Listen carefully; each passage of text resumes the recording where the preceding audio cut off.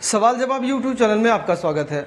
आज 25 जून है, लेकिन 25 जून 1975 को लोकतंत्र का काला दिन माना जाता है। ऐसा माना जाता है कि 1975 की तत्कालीन प्रधानमंत्री इंदिरा गांधी ने लोकतंत्र को कैद कर लिया था, लेकिन कैद करने का कारण क्या था हमें नहीं पता है। हमारे चैनल के खास मेहमान मनोज जी आपको बताने वाले हैं। बहुत बहुत धन्यवाद विनय जी। आज से ठीक 48 साल पहले 25 जून 1975 को इंदिरा गांधी ने इमरजेंसी लगाई।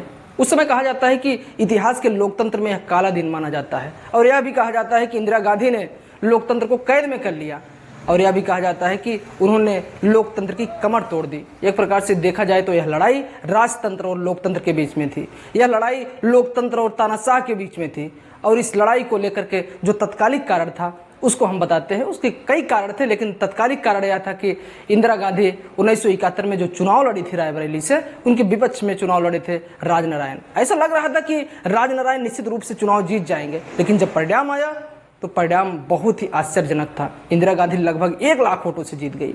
यह बात राजनारायण को बहुत खला, और उन्होंने एक याचिका दायर किया हाई कोर्ट इलाहाबाद में।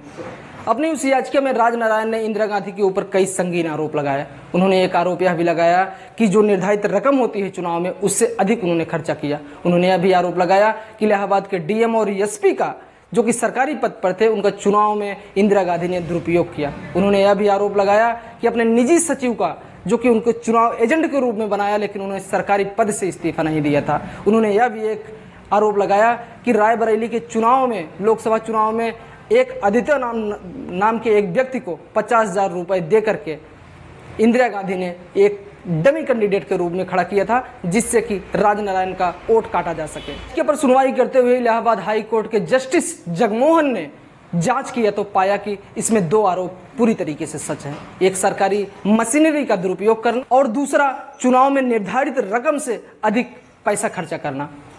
अपने फैसले को सुनाते हुए जस्टिस जगमोहन ने यह कहा कि इंदिरा गांधी लोकसभा की सदस्य नहीं है, उनकी सदस्यता ही रद्द कर दी, और उन्हें 6 साल के लिए चुनाव लड़ने पर बैन लगा दिया। इसके बाद पूरे देश में हलचल मच गई। पूरे देश में एक आंदोलन सा चल गया। लोगों को लग रहा था कि निश्चित रूप से अब इंदिरा गांधी अपने प्रधानमंत्री पद से इस्तीफा दे देंगी, लेकिन वह सुप्रीम कोर्ट चली गई। सुप्रीम कोर्ट ने उनकी हाई कोर्ट के इस फैसले को बरकरार रखा। इसके बाद तो पूरे देश में भूचाल आ गया और जगह जगह धरना प्रदर्शन होने लगा। फिर आया वह दिन 25 जून। आज से ठीक 48 साल पहले इसी दिन श्रीमती इंदिरा गांधी ने अपने एक विश्वसनीय पश्चिम बंगाल के मुख्यमंत्री, जो उनके बहुत ही विश्वसनीय थे, सिद्धांत शेखर रे को बुलाया। उन्होंने सिद्धांत शेखर रे से पूरे घटनाक्रम की चर्चा किया। सिद्धांत शेखर रे एक वकील थे और इस संविधान के अच्छे ज्ञाता थे।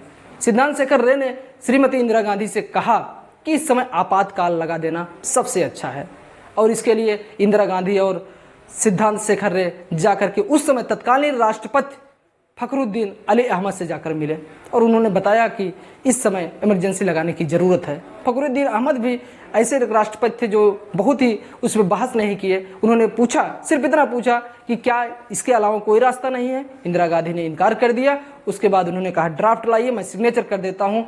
25 जून की आधी रात को उस समय फखरुद्दीन अली अहमद, जो कि राष्ट्रपति थे, उन्होंने उस पर सिग्नेचर कर दिया। देश में आपातकाल, जिसे इमरजेंसी कहा जाता है, लागू हो गया। उसके बाद की जो स्थिति बनी वह बहुत ही भयावह थी। लोगों को जेल में बंद करना शुरू कर दिया। 25 और 26 जून की आधी रात को जब इमरजेंसी लागू हो गई तो 26 जून की सुबह से ही बड़े बड़े नेताओं को गिरफ्तार किया जाने लगा। जयप्रकाश नारायण, राजनारायण सहित बड़े बड़े नेता, मोरारजी देसाई, लालकृष्ण आडवाणी, अटल बिहारी वाजपेयी, चंद्रशेखर जैसे बड़े बड़े नेताओं को तिहाड़ जेल में बंद कर दिया गया। उन पर अमानवीय अत्याचार किए जाने लगे। पूरे देश में जहां भी कोई विरोध करने की कोशिश करता, वहां पर इंदिरा गांधी उसे तुरंत जेल में डाल देती। यहां तक कि कांग्रेस के भी जो सदस्य थे, जो इंदिरा गांधी का व्यक्तिगत रूप से विरोध कर रहे थे, उन्हें भी इंदिरा गांधी ने नहीं बख्शा और उन्हें जेल की सलाखों के पीछे खींच दिया।